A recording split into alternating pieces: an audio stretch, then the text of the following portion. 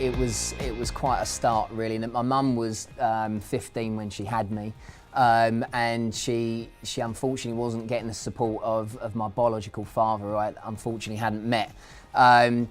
And so she decided to have a go at parenthood, single parenthood, and 2 years later she decided that actually maybe it could be going better.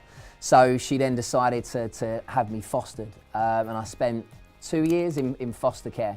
And I remember her picking me up, actually. It's strange how so young as I was, I still have such vivid memories of the foster parents and the day my mum was at the doorstep.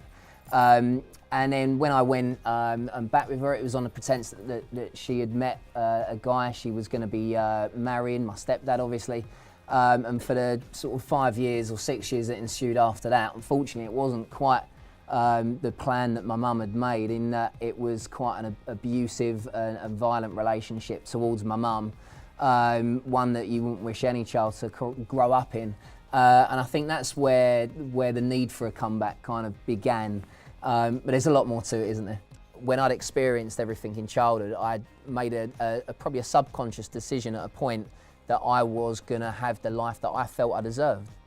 As a result of everything that had gone on around me, I could see how actually, you know, you can be a bit of a victim in life, but that wasn't necessarily the hat that I wanted to wear, and I wanted to go and seize every opportunity that was available to me.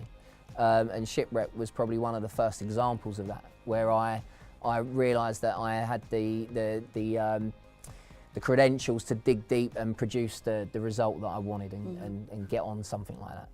Yeah, I don't think anyone could be prepared for it at the time. Reality TV was in a position where all of a sudden someone was going to become a household name.